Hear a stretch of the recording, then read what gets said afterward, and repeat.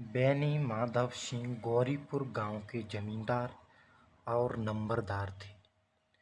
उनके पितामह किसी समय बड़े धन धान्य संपन्न थे। गांव का पक्का तालाब और मंदिर, जिनकी अब मरम्मत भी मुश्किल थी, उन्हीं के कीर्ति स्तंभ थे। कहते हैं इस दरवाजे पर हाथी झूमता था। अब उसकी जगह एक बूढ़ी भैंस थी, जिसके शरीर में अस्थि पंजर के सिवा और कुछ शेष न रहा था, पर दूध शायद बहुत देती थी, क्योंकि एक न एक आदमी हांडी के लिए उसके सिर पर सवारी रहता था।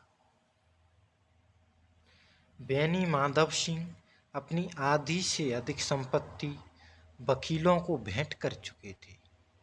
उनकी वर्तमान आय 1000 रुपये वार्षिक से अधिक न थी। ठाकुर साहब के 2 बेटे थे। बड़े का नाम श्रीकंठ सिंह था। उसने बहुत दिनों के परिश्रम और उद्योग के बाद बीए की डिग्री प्राप्त की थी। अब एक दफ्तर में नौकर था। छोटा लड़का लाल बिहारी सिंह दोहरे बदन का सजीला जवान था। भरा हुआ मुखड़ा, चौड़ी छाती, भैंस का 2 सिर ताजा दूध वह उठकर सवेरे पी जाता था। श्रीकंठ सिंह की दशा बिल्कुल विपरीत थी। इन नेत्र प्रिय गुणों को उन्होंने बीए इन्हीं 2 अक्षरों पर नौछावर कर दिया था। इन 2 अक्षरों ने उनके शरीर को निर्बल और चेहरे को कांतिहीन बना दिया था। इसी से वैदिक ग्रंथों पर उनका विशेष प्रेम था।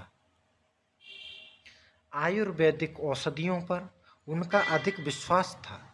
शाम सवेरे उनके कमरे से प्राय खरल की सुरीली करण मधुर ध्वनि सुनाई दिया करती थी। लाहौर और कलकत्ते के वैद्यों से बड़ी लिखा पड़ी रहती थी।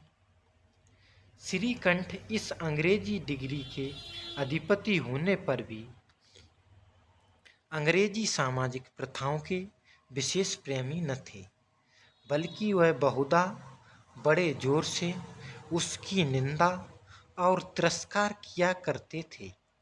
इसी से गांव में उनका बड़ा सम्मान था। दशहरे के दिनों में वह बड़े उत्साह से रामलीला में सम्मिलित होते और स्वयं किसी न किसी पात्र का पाठ लेते थे। गौरीपुर में रामलीला के वही जन्मदाता थे। प्राचीन हिंदू सभ्यता का गुणगान उनकी धार्मिकता का प्रधान अंग था। सम्मिलित कुटुंब के तो वह एकमात्र उपासक थे। आजकल स्त्रियों को कुटुंब में मिलजुल कर रहने की जो अरुचि होती है, उसे वह जाति और देश दोनों के लिए हानिकारक समझते थे। यही कारण था कि गांव की ललनाएं उनकी निंदक थीं। कोई कोई तो उन्हें अपना शत्रु समझने में भी संकोच न करती थी। स्वयं उनकी पत्नी को ही इस विषय में उनसे विरोध था।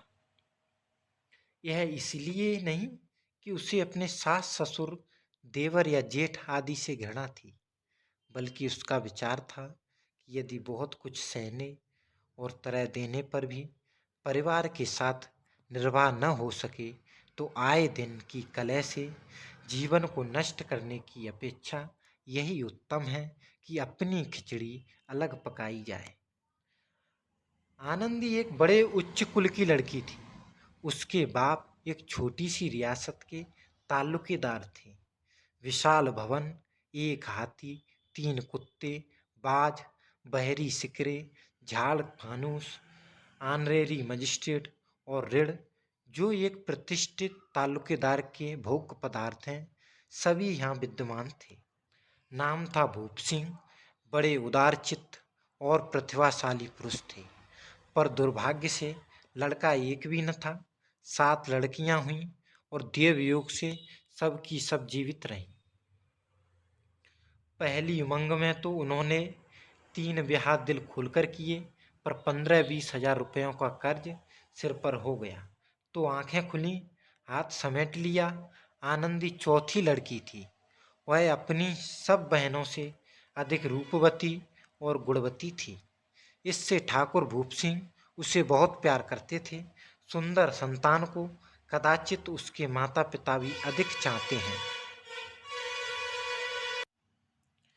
ठाकुर साहब बड़े धर्म संकट में थे कि इसका विवाह कहाँ करें। न तो यही चाहते थे कि ऋण का बोझ बढ़े और न यही स्वीकार था कि उसे अपने को भाग्यहीन समझना पड़े। एक दिन श्रीकंठ उनके पास किसी चंदे का रुपया मांगने आए। शायद नागरी प्रचार का चंदा था। भूप सिंह उनके स्वभाव पर रीझ गए और धूमधाम से श्रीकंठ सिंह का आनंदी के साथ विवाह हो गया। आनंदी अपने नए घर में आई तो यहाँ का रंग ढंग कुछ और ही देखा। जिस टीम टाम की उसे बचपन से ही आदत पड़ी हुई थी, वह यहाँ नाम मात्र को भी न थी। हाथी घोड़ों का तो कहना ही क्या, कोई सजी हुई सुंदर बैली तक न थी। रेशमी स्लीपर साथ लाई थी, पर यहाँ बाग कहाँ। मकान में खिड़कियाँ तक न थीं, न जमीन पर फर्श, न दीवार पर तस्वीर है। यह एक सीधा साधा देहाती गृहस्थी का मकान था, किंतु आनंदी ने थोड़े ही दिनों में अपने को इस नई अवस्था के ऐसा अनुकूल बना लिया मानो उसने विलास के सामान कभी देखे ही न थे। एक दिन दोपहर के समय लाल बिहारी सिंह 2 चिड़िया लिए हुए आया और भावज से बोला, जल्दी से पका दो, मुझे भूख लगी है। आनंदी भोजन बनाकर उसकी राह देख रही थी। अब वह नया व्यंजन बनाने बैठी। हांडी में देखा तो घी पाव भर से अधिक न था। बड़े घर की बेटी किफायत क्या जाने, उसने सब घी मांस में डाल दिया। लाल बिहारी खाने बैठा तो दाल में घी न था। बोला, दाल में घी क्यों नहीं छोड़ा। आनंदी ने कहा, घी सब मांस में पड़ गया। लाल बिहारी जोर से बोला, अभी परसों घी आया है, इतना जल्द उठ गया। आनंदी ने उत्तर दिया, आज तो कुल पाव भर रहा होगा, वह सब मैंने मांस में डाल दिया। जिस तरह सूखी लकड़ी जल्दी से जल उठती है, उसी तरह क्षुधा से बावला मनुष्य जरा जरा सी बात पर तिनक जाता है। लाल बिहारी को भावज की यह डिठाई बहुत बुरी मालूम हुई। तिनक कर बोला, मैके में तो